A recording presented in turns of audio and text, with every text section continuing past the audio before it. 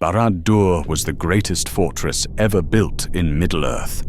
The Dark Tower, Sauron's throne, taller than mountains, visible from hundreds of miles away, a monument to evil so massive and imposing that just seeing it broke the will of those who opposed the Dark Lord. It stood for 3,000 years, dominated the landscape and the world, a physical manifestation of Sauron's power, his dominion, his certainty that he would rule forever. It took 600 years to build. 6 centuries of labor, of death, of suffering beyond measure. Thousands upon thousands of slaves worked and died and were replaced by more slaves who would work and die in turn. Generation after generation built something they would never see completed, something they could barely comprehend, something that seemed to defy the very laws of nature by existing at all. The foundation was laid with the One Ring's power. Sauron himself poured his essence into the base, into the bedrock, making it indestructible as long as the ring existed. The tower could not fall, could not be broken, could not be defeated by any army or siege or force in Middle-earth. It was permanent, eternal, a fixture of the world that would outlast kingdoms and ages, and hope itself. From Barad-dûr, Sauron ruled Middle-earth. From the highest chamber, the eye burned red and terrible and all-seeing, watching everything, commanding his armies, spreading his influence across the land like a disease. The tower wasn't just a fortress, but a weapon, a tool of domination, a constant reminder to every free person that Sauron was there, was powerful, was inevitable. That resistance was futile, that his shadow would cover everything eventually, that the Dark Tower would stand forever while kingdoms fell, heroes died, and hope faded into despair. I helped build it. Not all of it, not the foundation or the early centuries of construction, but the end, the final 50 years, the highest levels, the chamber where the eye would burn, the pinnacle of Sauron's monument to himself. I was there, I worked, I suffered, I built the completion of the greatest evil ever constructed, and I carry that burden, that guilt, that knowledge that my hands, my mind, my skill helped Sauron achieve what he needed most, a throne from which to dominate the world. My name is Herumor. I am Númenórean, or I was. I don't know if that means anything anymore, if I have the right to claim that heritage after what I've done, after what I built, after spending 50 years of my life completing Sauron's tower, enabling his power, making his dominion possible. I was an engineer, a builder. I designed fortresses for Gondor, planned harbors, created structures meant to protect people and help them live better lives. I was good at it, proud of my work, proud of what I could create with stone and iron and careful planning.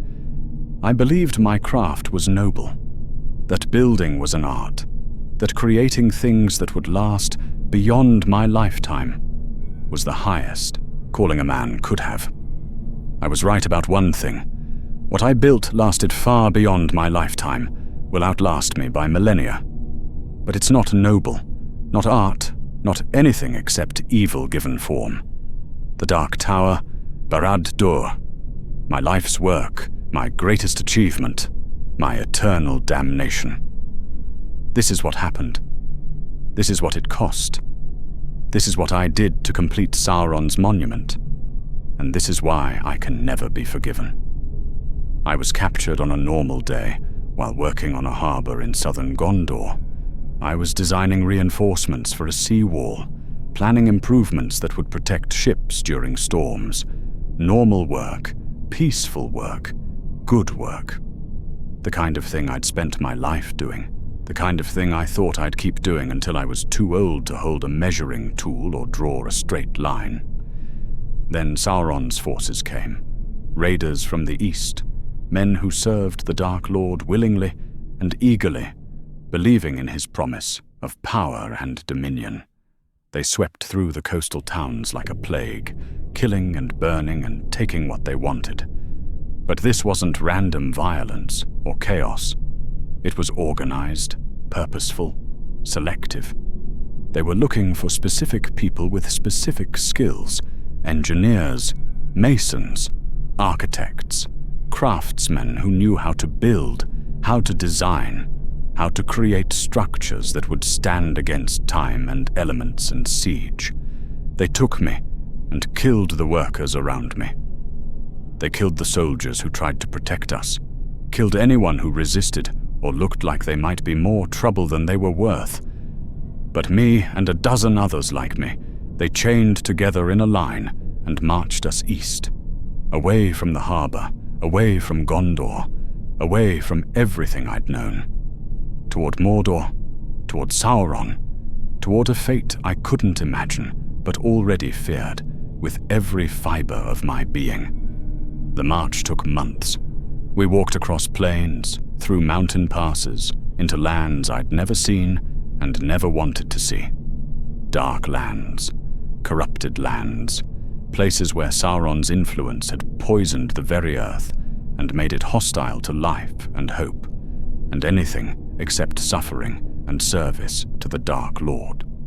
We walked in chains, fed barely enough to keep us alive, pushed past exhaustion every day. I watched others in our line die from the pace, from the conditions, from giving up and choosing death over whatever waited at the end of this journey. I thought about my family constantly, my wife and children back in Gondor. I didn't know if they'd survived the raid, didn't know if I'd ever see them again, didn't know if they thought I was dead.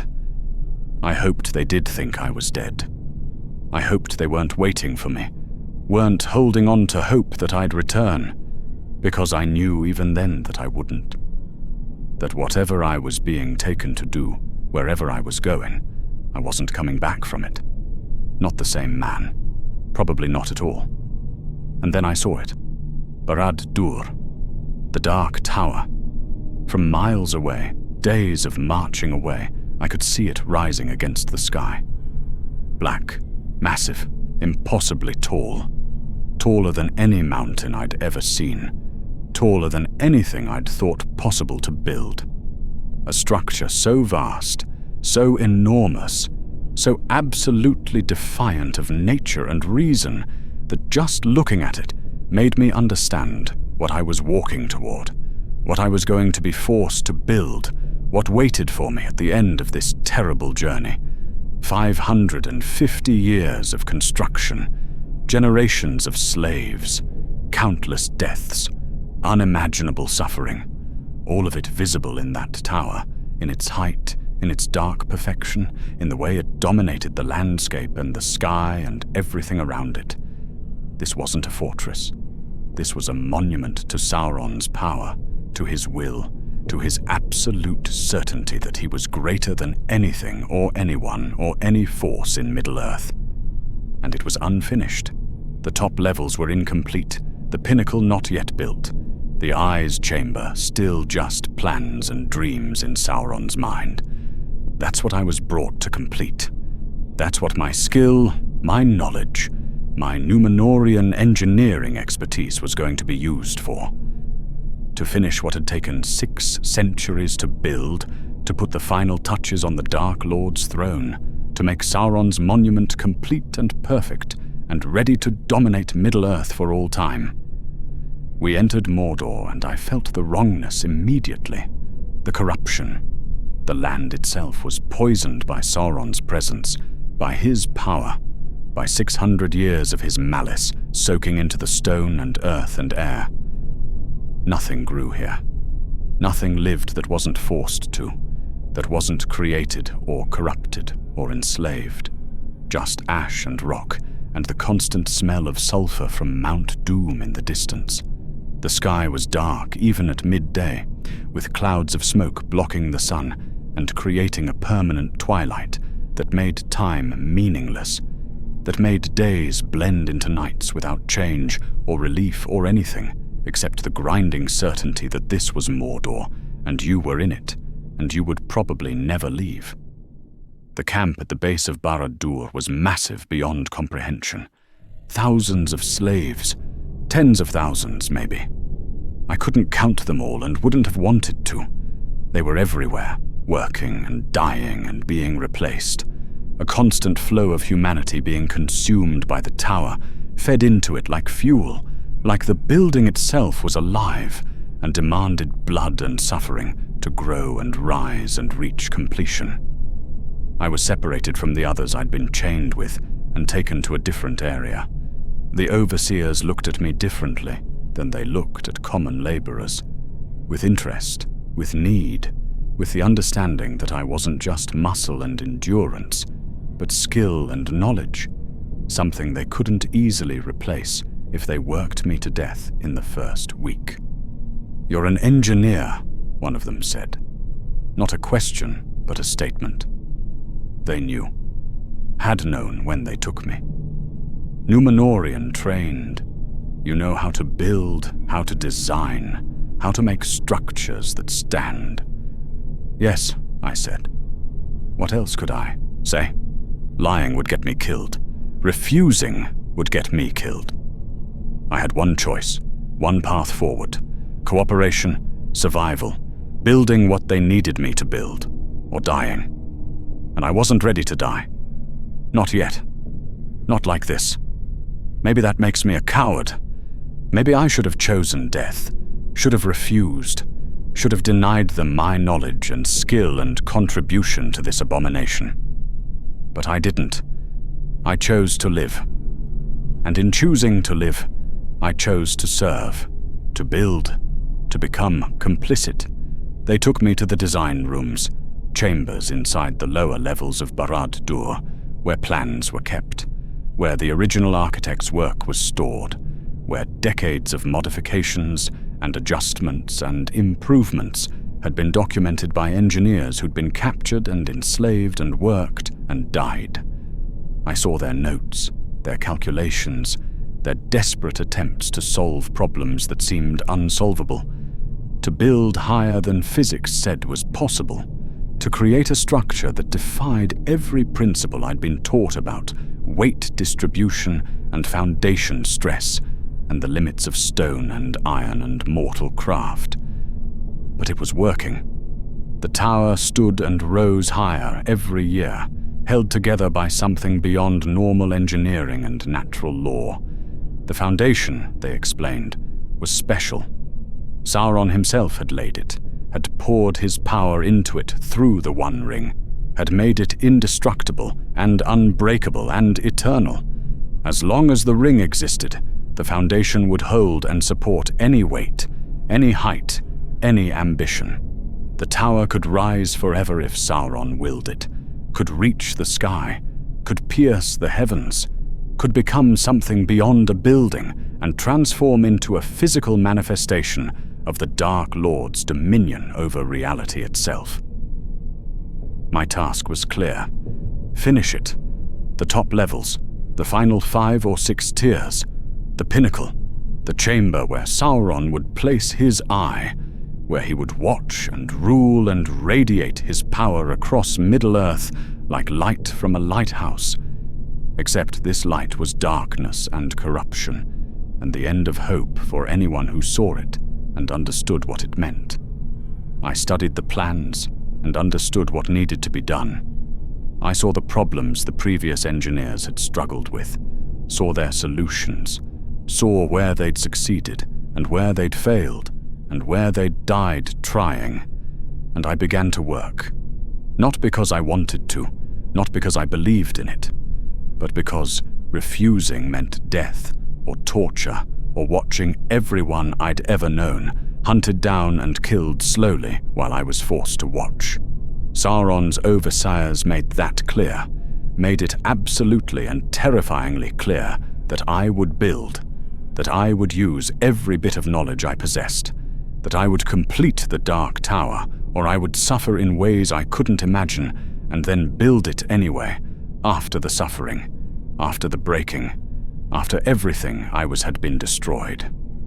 So I built it whole, built it before they broke me, built it while I could still think and plan and use my mind for what it had been trained to do.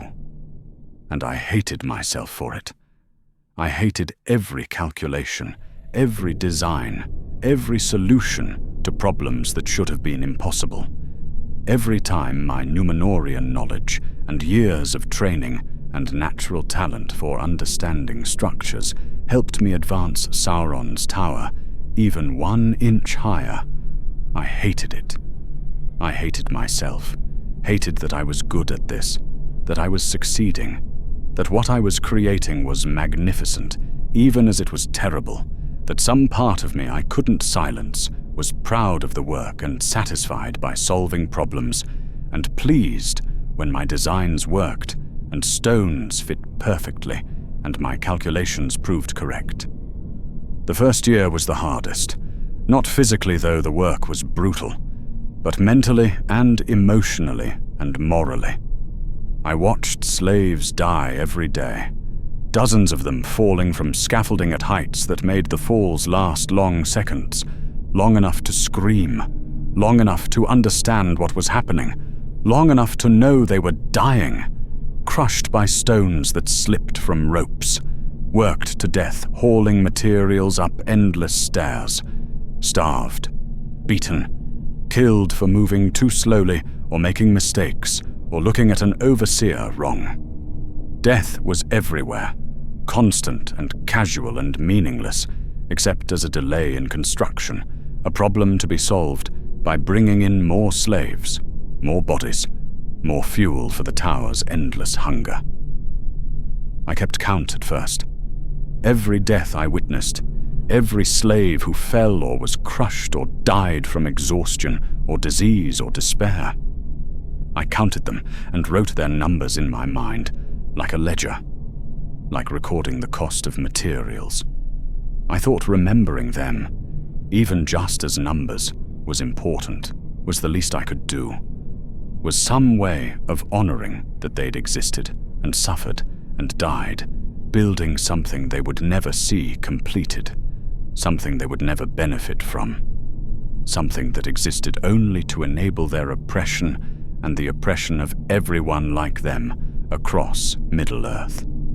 I stopped counting after the first year, when I reached a number so high it became meaningless, became just noise, became something my mind couldn't hold anymore without breaking. So I stopped counting, stopped seeing them as individuals, stopped letting myself care. I became numb and mechanical, just an engineer solving problems, just a builder placing stones, just a tool doing what tools do.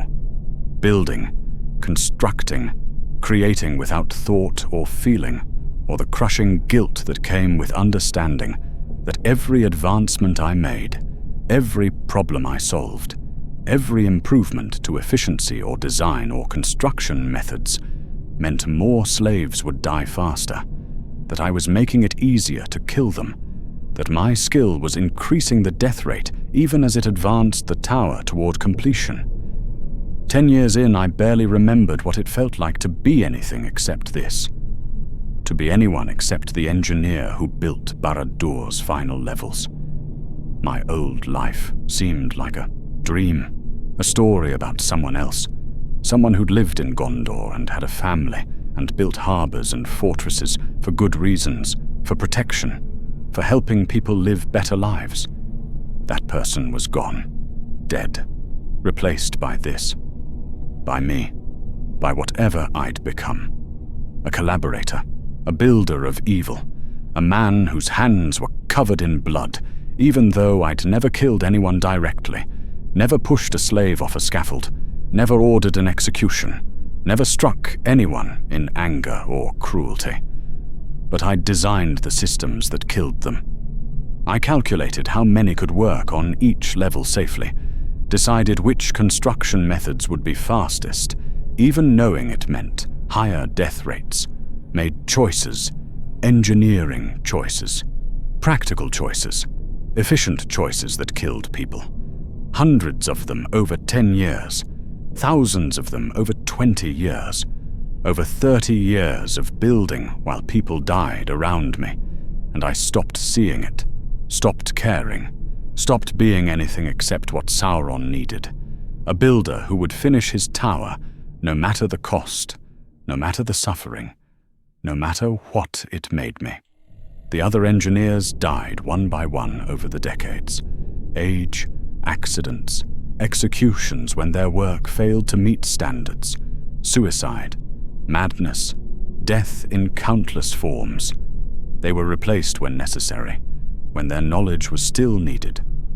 But as the tower neared completion, as the problems became fewer, as my designs proved sufficient, the replacements stopped. Sauron's overseers stopped bringing in new engineers because they had me, and I was enough. I'd survived, lasted, proven myself useful enough, and skilled enough, and valuable enough to keep alive, to keep working, to keep building until the tower was complete, until Sauron's monument stood finished and perfect, and ready for him to rule from for all eternity.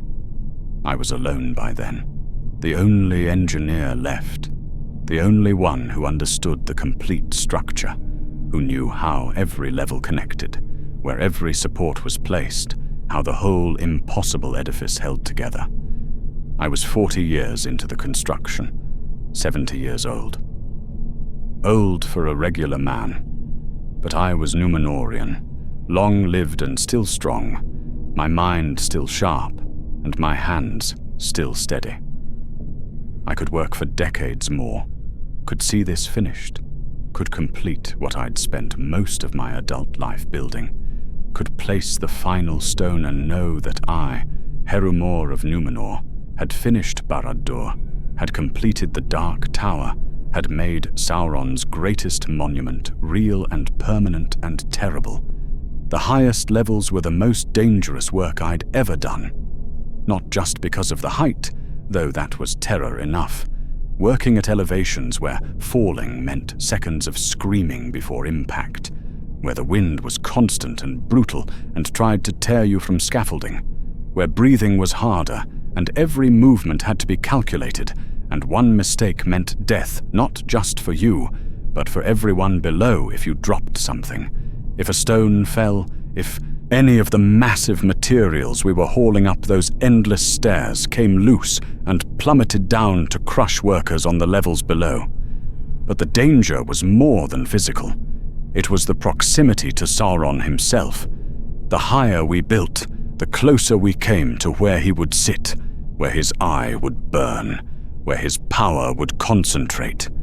And you could feel it even before the tower was complete, even before the eye existed.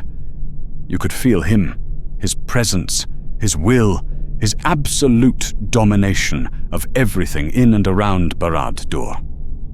It pressed on you like physical weight, like the air itself was heavy with malice and power, and something beyond mortal comprehension. Working up there, building the levels that would house Sauron's throne and chamber and seat of power, it felt like building inside a storm, like being surrounded by lightning that hadn't struck yet, but would eventually, inevitably, and you'd be consumed and destroyed, and ended not by falling or crushing, but by being too close to something mortals weren't meant to be near. I designed the Eye's chamber myself. The final task, the completion, the room at the very top where Sauron would place his eye, where he would watch Middle-earth, where his gaze would sweep across kingdoms and forests and mountains and seas, where nothing would be hidden from him, where his power would radiate outward like a beacon of darkness, calling all evil to his service, and warning all good that resistance was futile, that he saw everything and knew everything, and would crush everything that opposed him. The chamber had to be perfect, structurally sound, despite being at an impossible height, open to the sky but protected from weather, designed to channel Sauron's power and amplify it, and make the Eye visible from vast distances, while allowing him to see in all directions without obstruction. It was the most complex thing I'd ever designed, required calculations I'd never attempted, solutions to problems that shouldn't have been solvable. But I solved them using every bit of Númenórean knowledge I possessed, every principle of engineering I'd learned, every trick and technique and innovation I'd developed over 40 years of building this tower. And it worked. The design was perfect, elegant even, a masterpiece of structural engineering that would allow Sauron to rule from a throne in the sky, from a position of such height and dominance and absolute superiority that anyone looking up at Barad-dûr would understand, would know that they were nothing, that Sauron was everything, that the Dark Tower stood above all creation, and its master looked down on the world with contempt and certainty, and the knowledge that he had won and was winning and would always win. I hated that I was proud of it. I hated that some part of me looked at those plans and thought, yes, this is brilliant. This is the best work I've ever done. This is a design that will be remembered forever, that will stand as proof that I could build anything, could solve any problem, could create structures that defied belief and made the impossible real. But I knew what I was building and who I was building it for, and what it would be used for. Every calculation I perfected meant Sauron's power would be stronger. Every design improvement meant his dominion would be more complete. Every solution I found meant more people would suffer under his gaze. More kingdoms would fall. More hope would die, because I'd made his throne perfect, made his tower complete, made his monument to himself everything he'd envisioned when he started building 600 years before I was born. I'd been enslaved for 50 years by then, building and suffering and creating. I was 90 years old, ancient even for Númenórean blood. My hands shook sometimes. My eyes weren't as sharp as they'd been.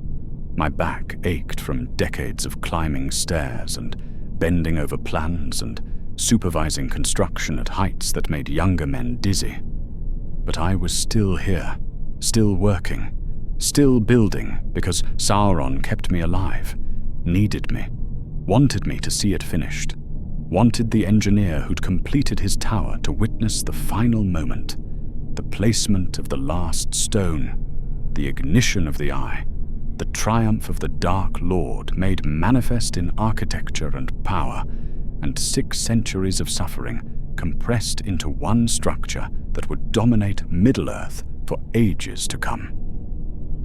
The last stone was placed in the 600th year of construction, in year 1600 of the Second Age.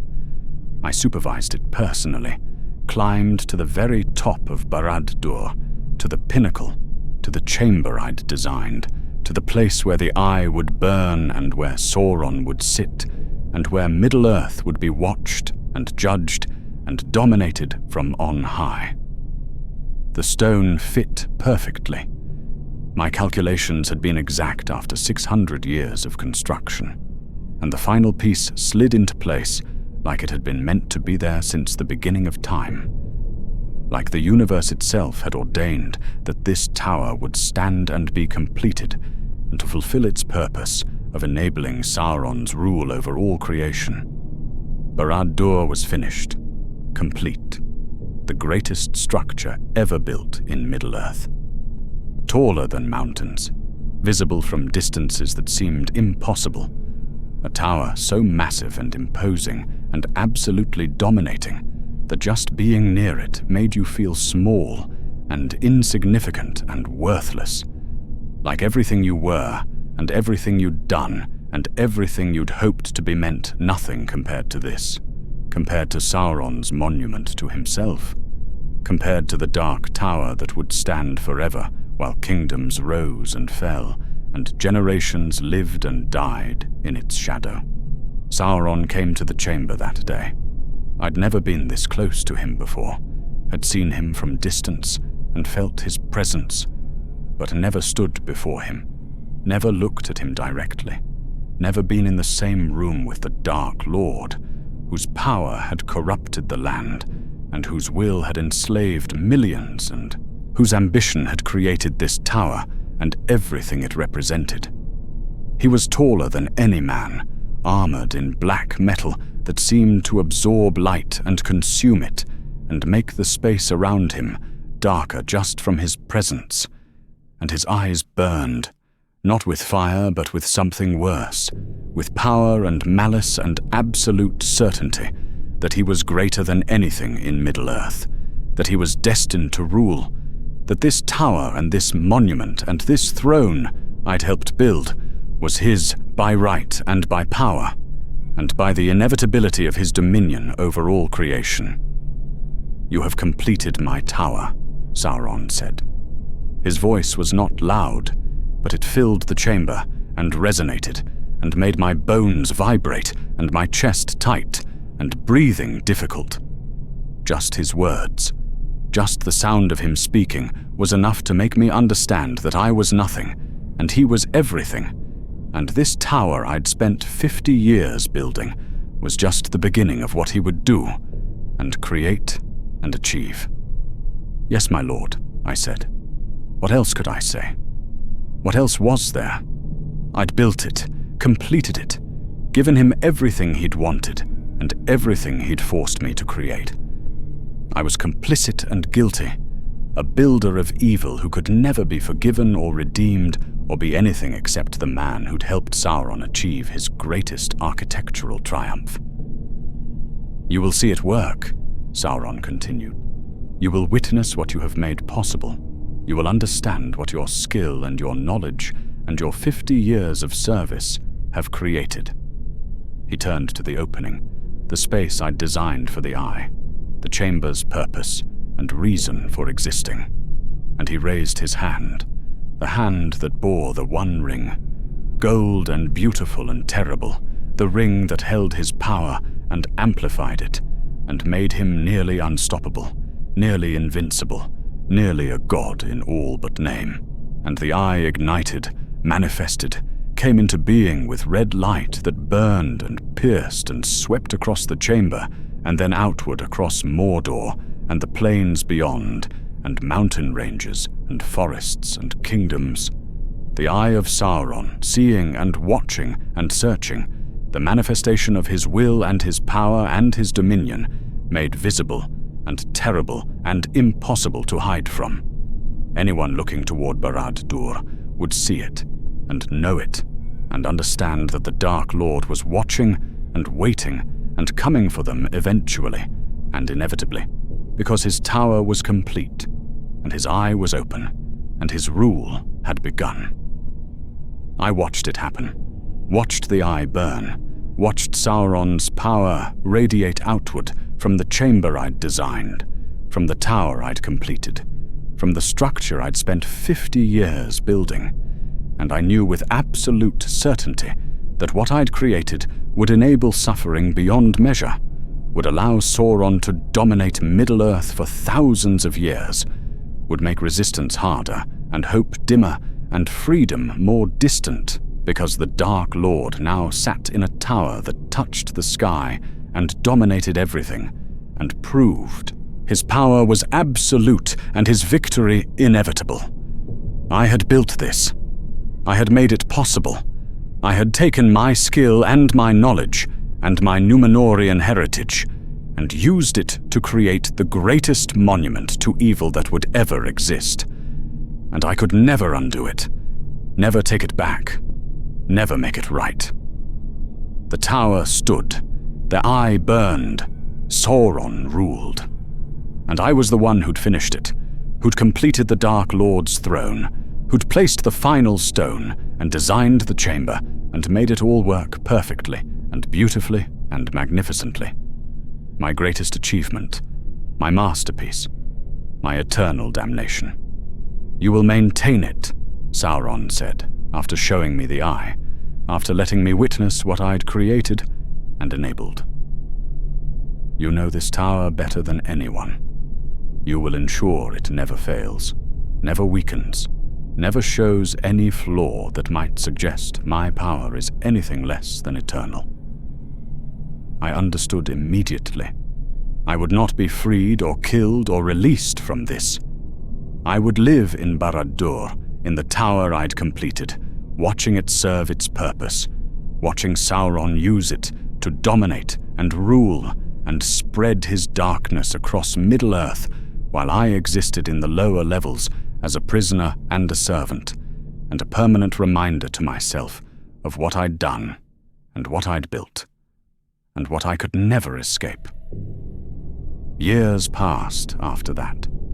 Many years, decades of living in the Dark Tower and watching Sauron's armies march out to war and return victorious more often than not.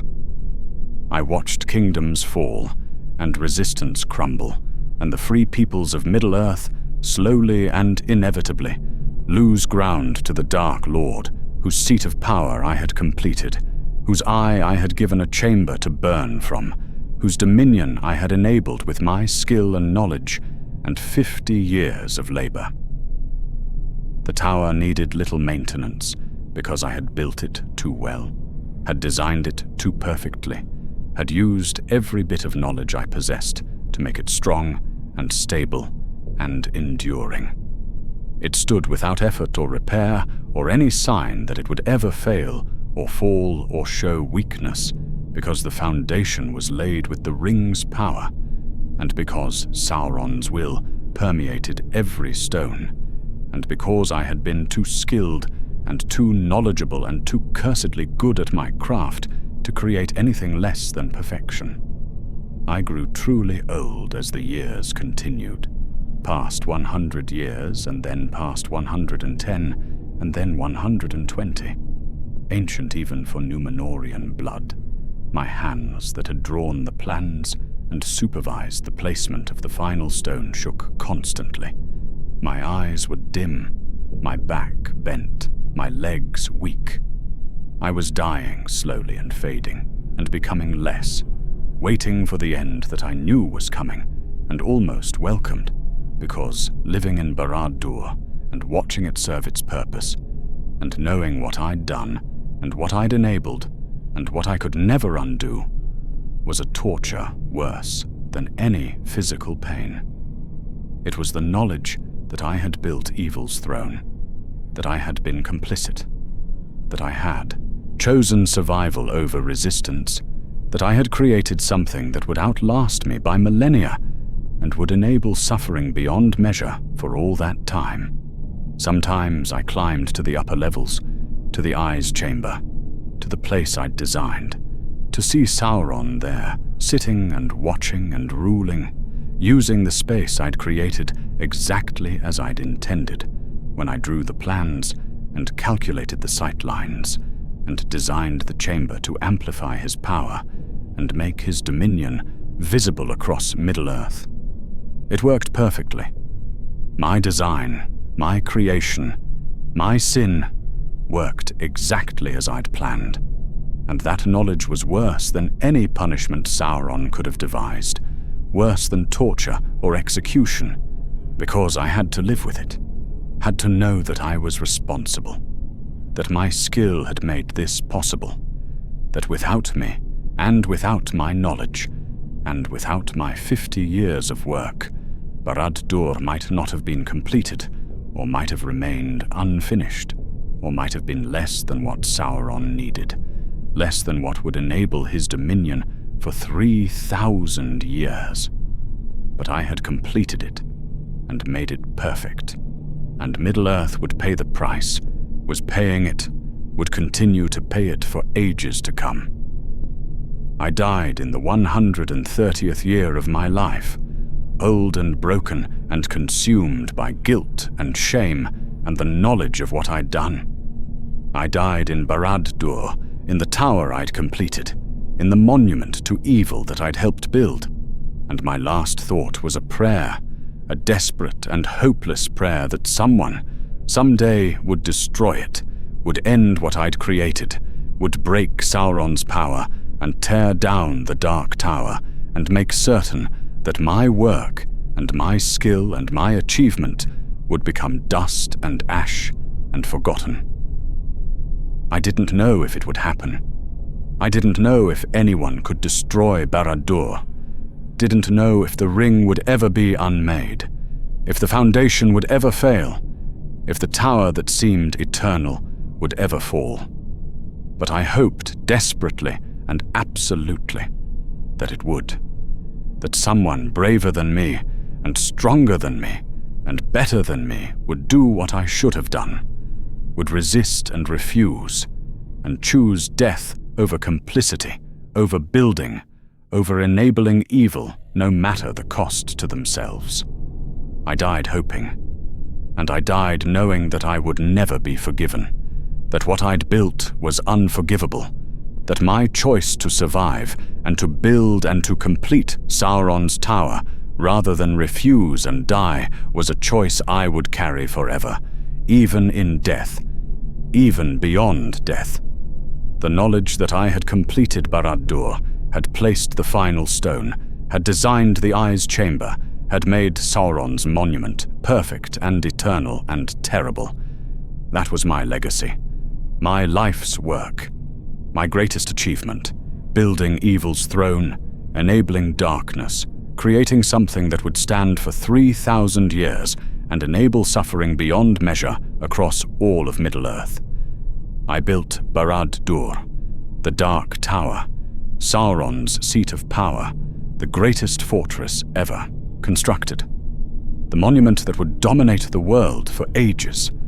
I built it and completed it and made it real, and I can never be forgiven for that, can never undo it, can never make right what I made wrong. I only hope, I pray, that when I am long dead, and when my name is forgotten, and when no one remembers the engineer who completed the Dark Tower, that someone will destroy it, will tear it down, will end what I created, will prove that even the greatest structures and the most perfect monuments and the towers that seem eternal can fall and must fall when they serve evil, when they enable darkness, when they exist only to dominate and oppress and spread suffering across the world.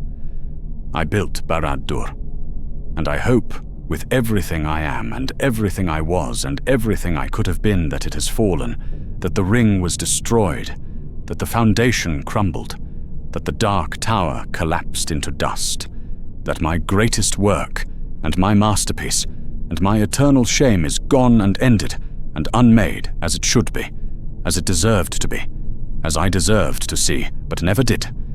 That is my confession, my burden, my guilt. I built the Dark Tower. I completed Sauron's throne. I enabled his dominion for 3,000 years. And I can never be forgiven, can only hope that someone, somewhere, was brave enough to destroy what I was too weak to refuse to build. If you want to hear more tales from those who built for darkness, from those who served evil and carry the weight of what they created, please subscribe to Whispers from the Past. There are countless untold stories of complicity and guilt, of builders and creators whose work enabled suffering, of those who chose survival and paid the price in shame and regret. Subscribe and journey with us through the forgotten sins of Tolkien's world.